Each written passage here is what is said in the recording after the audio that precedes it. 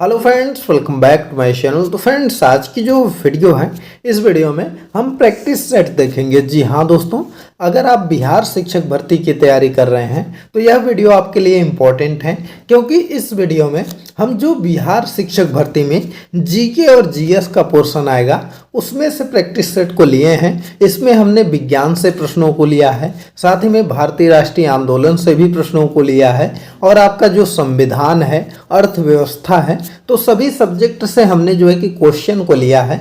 बस मैथ और रीजनिंग के क्वेश्चन को नहीं लिया है, उसके लिए हम अलग से वीडियो बना देंगे। तो चलिए प्रैक्टिस सेट हम लोग देख लेते हैं। तो पहला क्वेश्चन आपका है कि निम्नलिखित में से किस किताब में गंभीर रूप से संकटाग्रस्त जानवरों और वृक्षों की जानकारी संरक्षित रखी जाती है? तो ऐसी कौन सी बुक है जिसमें कि आपको जो गंभीर रूप से संकटाग्रस्त जानवर हैं, वृक्ष हैं, उनकी जानकारी रखी जाती है? तो वह आपका होता है रेड डाटा बुक। जी हाँ दोस्तों, फर्स्ट वाला ऑप्शन आपका सही हो जाएगा, रेड डाटा बुक में रखा जाता है। नेक्स्ट प्रश्न हम लोग देख लेते हैं। अगला प्रश्न आपका है कि निम्नलिखित में से कौन पर्यावरण से संबंधित नहीं है? तो अगर इसमें हम बात करें पर्यावरण से संबंधित की, तो देखिए जो प्रदूषण के स्तर का बढ़ना है यह आपका पर्यावरण से संबंधित है। साथ ही में जलवायु परिवर्तन भी आपका पर्यावरण से संबंधित है। केवल ओजोन परत का बढ़ना या घटना, यह जो है कि जलवायु परिवर्तन आपका पर्यावरण से संबंधित नहीं है, तो इसको जो है कि आप रख सकते हैं। अगला प्रश्न हम लोग देख लेते हैं। इसका थर्ड वाला ऑप्शन आपका सही हो जाएगा, सेकंड वाले का। अगला प्रश्न देख लेते हैं। अगला प्रश्न आपका है कि निम्नलिखित में से किस वर्ष ब्रिटिश संसद द्वारा ईस्ट इंडिया कंपनी की शक्ति ब्रिटिश साम्राज्य को हस्तांतरित की गई थी? तो देखिए, अगर हम इसमें बात करें कि जो यह पूछा गया है कि किस वर्ष ब्रिटिश संसद ईस्ट इंडिया कंपनी द्वारा शक्ति ब्रिटिश साम्राज्य को हस्तांतरित की गई थी, तो वह ऑप्शन सही हो जाएगा 1858 में। जी हाँ दोस्तों, 1858 में ऐसा किया गया था, तो इसको आप याद रखिएगा। नेक्स्ट प्रश्न हम लोग देख लेते हैं। अगला प्रश्न आपका है कि विद्युत द्वारा किसी धातु की परत लेपन करने की प्रक्रिया क्या कहलाती है? तो देखिए, अगर विद्युत द्वारा किसी धातु का जो है कि परत लेपन किया जाता है तो उसको हम लोग क्या बोलते हैं? विद्युत लेपन बोलते हैं। तो इसको याद रखिएगा। मोस्ट इंपॉर्टेंट प्रश्न है दोस्त, यह आपका एग्जाम में बन सकता है। और दोस्तों, अगर आपको इस वीडियो का पीडीएफ चाहिए तो आपको डिस्क्रिप्शन में इस वीडियो के टेलीग्राम चैनल का लिंक मिल जाएगा। वहां पर जाकर के आप टेलीग्राम चैनल से हमारे इस वीडियो का पीडीएफ प्राप्त कर सकते हैं। और हमारे टेलीग्राम चैनल पर भी हमको फॉलो कर लीजिए, क्योंकि एग्जाम से रिलेटेड कोई भी जानकारी रहती है तो वहां पर शेयर कर दिया जाता है। साथ ही में जब आपका जो है कि कोई भी क्लास वगैरह लगता है तब भी शेयर कर दिया जाता है, और पीडीएफ वगैरह के लिए तो वहां पर शेयर ही किया जाता है। नेक्स्ट प्रश्न हम लोग देख लेते हैं। अगला प्रश्न आपका है कि निम्नलिखित में से किस वर्ष बैंक का वर्ष 1955 में राष्ट्रीयकरण के बाद उसका नाम भारतीय स्टेट बैंक कर दिया गया, जिसकी विश्व में बड़ी संख्या में शाखाएं हैं? तो देखिए, अगर हम बात करें कि इसमें पूछा गया है कि किस बैंक का जो है कि वर्ष 1955 में राष्ट्रीयकरण कर दिया गया था और बाद में वह नया नाम जो है कि भारतीय स्टेट बैंक कर दिया गया था, तो वह आपका कौन सा बैंक था? तो वह आपका था इंपीरियल बैंक ऑफ इंडिया। जी हाँ दोस्तों, थर्ड वाला ऑप्शन आपका सही है। इंपीरियल बैंक ऑफ इंडिया का नाम 1955 में बदल दिया गया था, उसका राष्ट्रीयकरण करके उसका नाम बाद में स्टेट बैंक ऑफ इंडिया कर दिया गया था। चलिए नेक्स्ट क्वेश्चन हम लोग देख लेते हैं। अगला प्रश्न आपका है कि निम्नलिखित में से कौन सा शासक कुतुब मीनार के समीप अलाई मीनार का निर्माण करवाना चाहता था लेकिन वह सफल नहीं हुआ? तो देखिए, अगर हम बात करें कि ऐसा कौन सा मुगल शासक था जो कि आपका कुतुब मीनार के बगल में जो है वह अलाई मीनार का निर्माण करवाना चाहता था, तो वह आपका था अलाउद्दीन खिलजी। जी हाँ दोस्तों, फर्स्ट वाला ऑप्शन आपका सही हो जाएगा। अलाउद्दीन खिलजी ही ऐसा था जो कि ऐसा चाहता था। चलिए नेक्स्ट प्रश्न हम लोग देख लेते हैं। अगला प्रश्न आपका है कि धूसर क्रांति भारत में किससे संबंधित है? तो देखिए, अगर हम बात करें धूसर क्रांति की, तो यह आपका जो है वह खाद्य उत्पादन से संबंधित है। जी हाँ दोस्तों, खाद्य उत्पादन से जो संबंधित होता है उसको हम लोग धूसर क्रांति बोलते हैं। चलिए नेक्स्ट प्रश्न देख लिया जाए। दोस्तों इस वीडियो में हमने सिर्फ इम्पोर्टेंट प्रश्नों को ही लिया है, तो आप वीडियो को ध्यान से देखिएगा और सभी क्वेश्चन को अच्छे से आप याद कर लीजिएगा, सभी क्वेश्चन को अच्छे से समझ लीजिएगा, क्योंकि यह सब जो क्वेश्चन मैं लाया हूं वह सिर्फ इम्पोर्टेंट ही क्वेश्चन है और किसी न किसी प्रीवियस ईयर एग्जाम के पूछे हुए क्वेश्चन हैं, तो इसलिए आप इसको अच्छे से देखिएगा। वीडियो खत्म होने के बाद 2-3 बार आप रिपीट करके वीडियो को देख लीजिएगा, जिससे कि आपको अच्छे से याद हो जाएगा। चलिए अगला प्रश्न आपका है कि अंग्रेजों द्वारा कोलकाता में सफेद संगमरमर से क्या निर्माण कराया गया था जिसकी आकृति ताजमहल जैसी है। तो देखिए अगर हम बात करें, जो अंग्रेज जो थे वह कोलकाता में सफ़ेद संगमरमर से जो निर्माण आपका कराए थे वह था विक्टोरिया महल। जी हाँ दोस्तों, सेकंड वाला ऑप्शन आपका सही हो जाएगा। विक्टोरिया महल का अंग्रेजों ने निर्माण करवाया था और उसकी आकृति जो है वह आपका कैसा था, तो उसकी आकृति जो है ताजमहल जैसा था। नेक्स्ट प्रश्न देख लिया जाए। अगला प्रश्न है कि प्रथम पंचवर्षीय योजना में अधिकतम ध्यान कृषि के क्षेत्र ओर दिया गया और यह कब आरंभ हुआ। तो यह पूछा गया है कि जो प्रथम आपका पंचवर्षीय योजना थे उसमें जो है कि कृषि को ज़्यादातर ध्यान दिया गया था, तो यह कब प्रारंभ हुई थी। तो प्रथम जो है कि पंचवर्षीय योजना आपकी कब प्रारंभ हुई थी, तो यह आपका हुई थी 1951 ईस्वी में। जी हाँ दोस्तों, 1951 में हुई थी, लेकिन इनमें से कोई ऑप्शन दिया ही नहीं है। 1950 दिया, 61 दिया, 31 दिया है, तो इसलिए ऑप्शन नंबर 5 जो है यह आपका सही हो जाएगा। चलिए नेक्स्ट प्रश्न देख लिया जाए। अगला प्रश्न है कि मनुष्य के शरीर में उत्सर्जी पदार्थ जो घुलनशील नाइट्रोजन यौगिक के रूप में होता है उसे के द्वारा यकृत से बाहर निकाला जाता है। तो किसके द्वारा जो है कि यकृत से बाहर निकाला जाता है, तो वह आपका नेफ्रॉन द्वारा। जी हाँ दोस्तों, मनुष्य के शरीर में जो उत्सर्जी पदार्थ जो कि घुलनशील नाइट्रोजन यौगिक के रूप में होता है उसे नेफ्रॉन के द्वारा हम लोग क्या करते हैं, यकृत से बाहर निकालते हैं। नेक्स्ट प्रश्न देख लिया जाए। अगला प्रश्न आपका है कि निम्नलिखित में से कौन मनुष्य के आँख का हिस्सा नहीं है। तो देखिए अगर हम बात करें मनुष्य के आँख का, तो आँख की पुतली भी होती है, सिलियरी मांसपेशी भी आँख का हिस्सा होती है, लेकिन कर्णावर्त जो है यह आपका मनुष्य के आँख का हिस्सा नहीं होता है। तो थर्ड वाला ऑप्शन आपका सही हो जाएगा, क्योंकि यही गलत दिया गया है। चलिए नेक्स्ट प्रश्न देख लिया जाए। दोस्तों वीडियो पसंद आ रही हो तो वीडियो को लाइक करते रहिए और साथ ही में चैनल को भी सब्सक्राइब कर दीजिए अगर आपने सब्सक्राइब नहीं किया है, क्योंकि मैं इसी तरह की वीडियो लाता हूं और यह जो वीडियो है यह मोस्ट इंपॉर्टेंट है। अगर आप सभी वीडियो को देखते हैं तो गारंटी है कि आप ज़्यादा से ज़्यादा बीपीएससी टीआरई 3 में क्वेश्चन करके आएंगे और इन्हीं सब वीडियो से आपके क्वेश्चन फंसेंगे। चलिए नेक्स्ट प्रश्न आपका है कि रविंद्रनाथ टैगोर की उनकी किस पुस्तक के लिए साहित्य नोबेल पुरस्कार प्रदान किया गया था। तो देखिए अगर हम बात करें रविंद्रनाथ टैगोर की, तो इनको जो साहित्य नोबेल पुरस्कार प्रदान किया गया था यह किया गया था गीतांजलि के लिए। जी हाँ दोस्तों, सेकंड वाला ऑप्शन सही है। गीतांजलि के लिए इनको जो है वह आपका पुस्तक के लिए इनको नोबेल पुरस्कार दिया गया था। याद रखिएगा रविंद्रनाथ टैगोर जी इंपॉर्टेंट हैं, क्योंकि रविंद्रनाथ टैगोर जी ही ने 2 देशों का राष्ट्रगान भी लिखा है, एक बांग्लादेश और एक इंडिया का।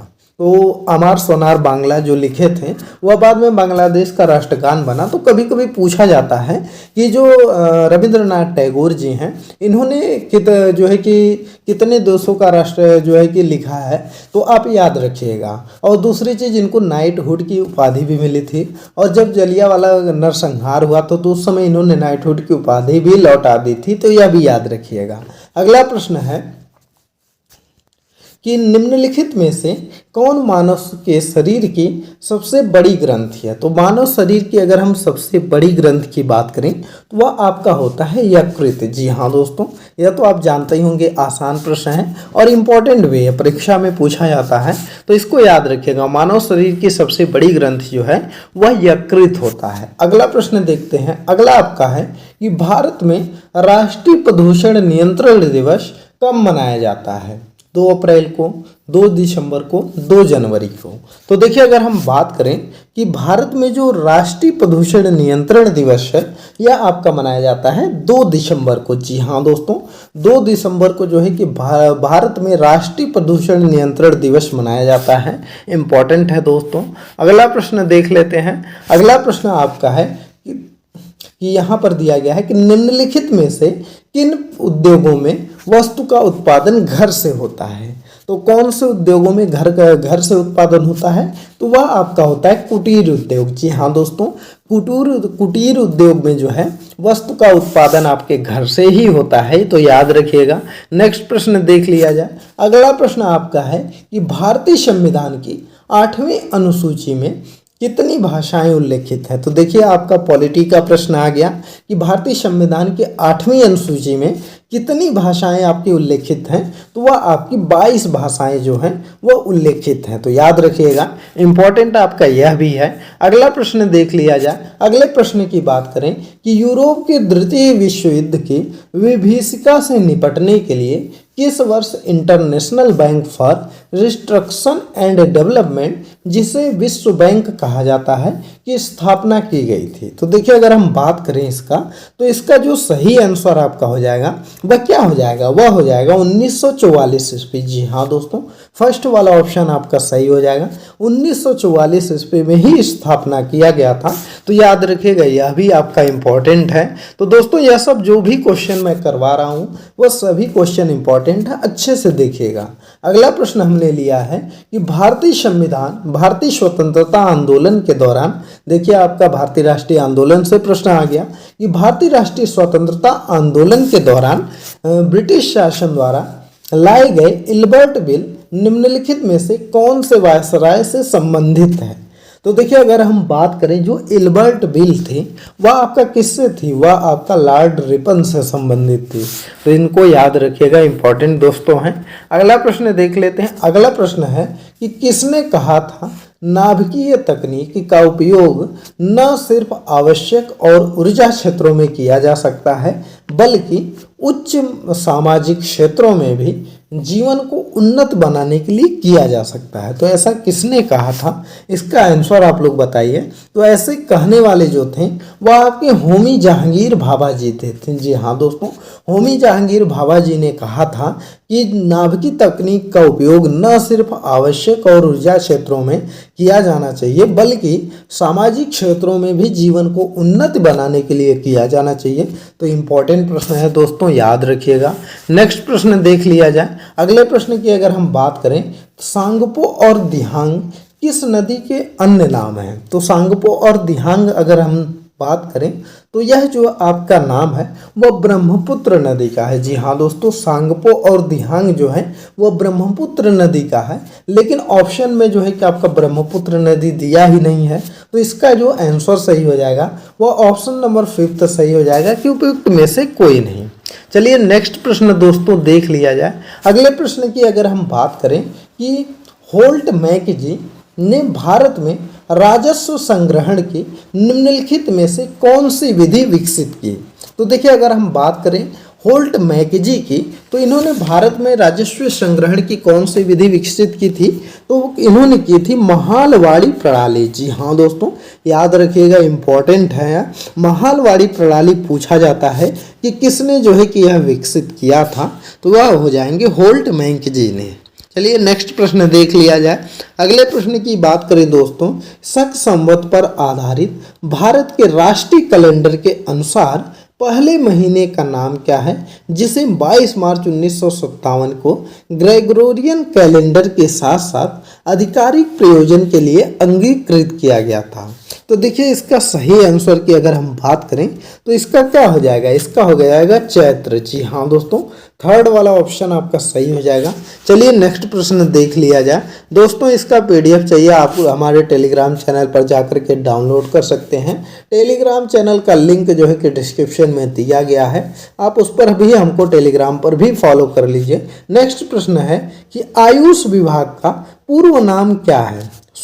आयुष विभाग का पूर्व नाम पूछा गया है कि स्वास्थ्य विज्ञान विभाग है, कि फार्मास्यूटिकलिस्ट विभाग है, कि इनमें department of Indian system of medicine and homeopathy, तो इसका जो सही आंसर आपका हो जाएगा वह हो जाएगा थर्ड वाला ऑप्शन। जी हाँ दोस्तों, आयुष विभाग का जो नाम है वह आपका है department of Indian system of medicine and homeopathy. तो याद रखिएगा, इंपॉर्टेंट प्रश्न है दोस्तों, यह आपसे पूछा जा सकता है। अगला प्रश्न देख लेते हैं। अगला प्रश्न है, यदि लोगों के एक विशेष समूह को केरल में तेलुगु माध्यम के से स्कूल खोलने की अनुमति नहीं दी जाती है तो इसे किस मौलिक अधिकार का उल्लंघन माना जाएगा? तो ऐसा क्या है कि यदि लोगों को जो है कि केरल में तेलुगु माध्यम से स्कूल खोलने की अनुमति नहीं दी जाती है तो ऐसा जो है कि हम लोग क्या मानते हैं कि किस मौलिक अधिकार का उल्लंघन माना जाता है?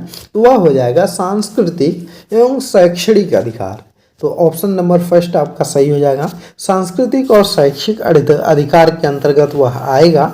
अगला प्रश्न देख लिया जाए। अगला प्रश्न आपका है कि इंटरक्रॉपिंग, अंतर फसल जिसको बोलते हैं, प्रक्रिया निम्नलिखित में से किसे दर्शाती है? तो देखिए, अगर हम बात करें इंटरक्रॉपिंग अंतर फसल प्रक्रिया की, तो वर्ष दर वर्ष एक पौधा का उगना जो है वह अंतर फसल कहलाता है। तो यह जो है कि ऑप्शन नंबर फर्स्ट आपका सही हो जाएगा। चलिए नेक्स्ट प्रश्न देख लिया जाए। अगले प्रश्न की बात करें कि उस योजना का नाम बताइए जो 18 से 70 वर्ष के आयु वर्ग के लोगों को दुर्घटनावश मृत्यु या पूर्ण विकलांगता के मामले में 2 लाख रुपए का और आंशिक विकलांगता के मामले में 1 लाख रुपए का जोखिम कवरेज प्रदान करती है। तो इसका जो सही आंसर हो जाएगा, अगर हम बात करें तो इसका सही आंसर जो है वह प्रधानमंत्री सुरक्षा बीमा योजना है। जी हाँ दोस्तों, सेकंड वाला ऑप्शन आपका सही हो जाएगा। इसके अंतर्गत जो है कि 18 से 70 वर्ष आयु के लोगों को दुर्घटनावश मृत्यु या पूर्ण विकलांगता के मामले में 2 लाख रुपए का, आंशिक विकलांगता के मामले में 1 लाख रुपए का जोखिम कवरेज प्रदान किया जाता है। तो याद रखिएगा, इंपॉर्टेंट प्रश्न यह भी है। अगला प्रश्न चलिए देख लिया जाए। अगले प्रश्न की अगर हम बात करें तो अगला प्रश्न आपका है कि नेशनल, यहाँ पर है, कौन सा संगठन कोलकाता में स्थित अपने मुख्यालय और 16 क्षेत्रीय स्टेशनों के साथ भारत के प्राणी संसाधनों के सर्वेक्षण के लिए जिम्मेदार है? तो इसके अगर हम सही आंसर की बात करें तो इसका जो सही आंसर हो जाएगा जूलॉजिकल सर्वे ऑफ इंडिया। जी हाँ दोस्तों, सेकंड वाला ऑप्शन सही हो जाएगा। जूलॉजिकल सर्वे ऑफ इंडिया जो है कि इसका संगठन कोलकाता में स्थित अपने मुख्यालय और 16 क्षेत्रीय स्टेशनों के साथ भारत के प्राणी संसाधनों के सर्वेक्षण के लिए जिम्मेदार है। चलिए नेक्स्ट प्रश्न दोस्तों देख लिया जाए। अगले प्रश्न की अगर हम बात करें तो अगला प्रश्न है कि उस गवर्नर जनरल का नाम बताइए जिसने पैरामाउंटेसी नामक नीति का प्रारंभ किया था। तो देखिए अगर हम बात करें कि पैरामाउंटेसी जिसने जो है कि इस नीति का आरंभ किया था, वह आपका जो सही आंसर हो जाएगा वह लॉर्ड हेस्टिंग हो जाएगा। जी हाँ दोस्तों, सेकंड वाला ऑप्शन आपका सही है।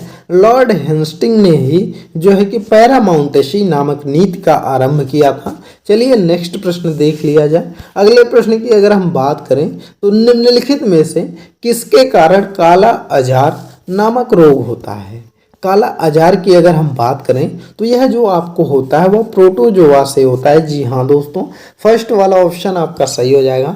प्रोटोजोआ से काला अजार नामक रोग होता है। चलिए नेक्स्ट प्रश्न देख लिया जाए। अगला प्रश्न आपका है निम्नलिखित में से क्या केवल पादप कोशिकाओं में पाया जाता है? तो देखिए अगर हम बात करें पादप कोशिकाओं की तो इसमें लवक पाया जाता है। जी हाँ दोस्तों, लवक इसमें पाया जाता है। तो दोस्तों आज के यह वीडियो का यह लास्ट प्रश्न था। तो हमने इस सेट में सिर्फ 30 प्रश्नों को लिया था और 30 प्रश्न भी आपके मोस्ट इंपॉर्टेंट प्रश्नों को लिया था। दोस्तों हम एक दिन में कम ही क्वेश्चनों को करवाते हैं, लेकिन जो भी प्रश्न आपको करवाते हैं वह सभी एग्जाम ओरिएंटेड प्रश्न होते हैं। तो इसलिए आप इस वीडियो को अच्छे से देखा करिए। साथ ही में जो जो प्रश्न आपको करवा रहे हैं उन सभी को अच्छे से पढ़ करके आप उसको तैयार कर लीजिए, क्योंकि यह सब क्वेश्चन आपके बीपीएससी टीआरई 3 में आने वाले हैं। और अगर इसमें से कोई भी प्रश्न आ जाए तो आपसे छूटना नहीं चाहिए।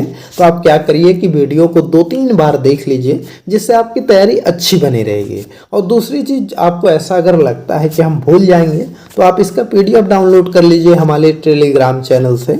और अगर आप चाह रहे हैं कि खुद का नोट्स बनाना, तो आप जब हम इसका जो है कि एक्सप्लेनेशन करते हैं तो उसी के साथ जो है कि आप थोड़ा बहुत आप लिखते चलिए कि इसका ये आंसर सही है, मतलब आप उसके आगे लिख दीजिए। तो इससे अभी आप तैयार कर सकते हैं। चलिए इस वीडियो को स्टॉप करते हैं। वीडियो पसंद आई हो तो वीडियो को लाइक करिए, ज़्यादा से ज़्यादा शेयर करिए। चैनल पर नए हैं तो चैनल को ज़रूर सब्सक्राइब करिए।